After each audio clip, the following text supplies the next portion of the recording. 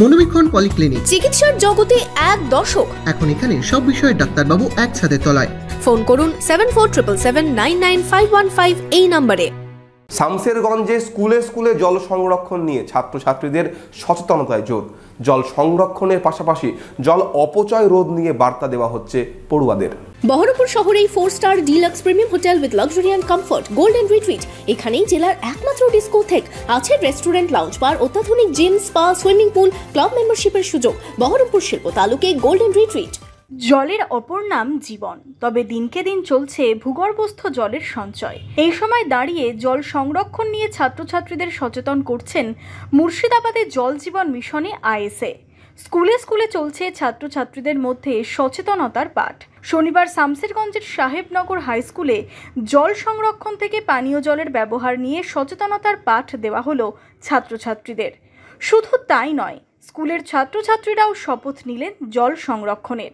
জল স্তর যেভাবে নেমে যাচ্ছে, আমাদের গঙ্গার ধারে বাড়ি, টিউবওয়েলে আমরা জল পাই না গ্রীষ্মকালে।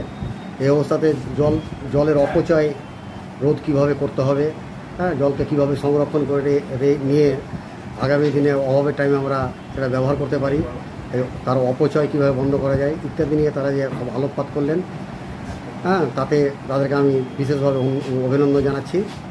পাশাপাশি আমার বিদ্যালয়ের ছাত্রছাত্রীরাও এই প্রোগ্রামটা আন্তরিকভাবে গ্রহণ করেছে। তারা উৎসাহের সঙ্গে ব্যাপারগুলো সব জেনে সমস্ত কিছু বুঝে তাদেরকে আমি কর্তৃপক্ষের আইএসের পক্ষ থেকে তাদেরকে বলা হয়েছে যে সমস্ত যারা উপস্থিত আছে সকলের মধ্যে এই জিনিসটা ছড়িয়ে দিতে হবে। শুধু বিদ্যালয়ের গণ্ডির মধ্যে থাকলে হবে না, সমাজের মধ্যেও ছড়িয়ে দিতে হবে। জলের অপচয় কোনো মতেই করা যাবে না, তাকে সংরক্ষণ করতে হবে। কারণ জল স্তর দিনের পর দিন নেমে যাচ্ছে, গোটা বিশ্বে যে জলের একটা সংকট দেখা দিয়েছে, ভারতও সেই বিশ্বের একটা অন্তর্ভুক্ত দেশ। এই উদ্যোগকে সাধুবাদ জানিয়েছেন স্কুলের প্রধান শিক্ষক।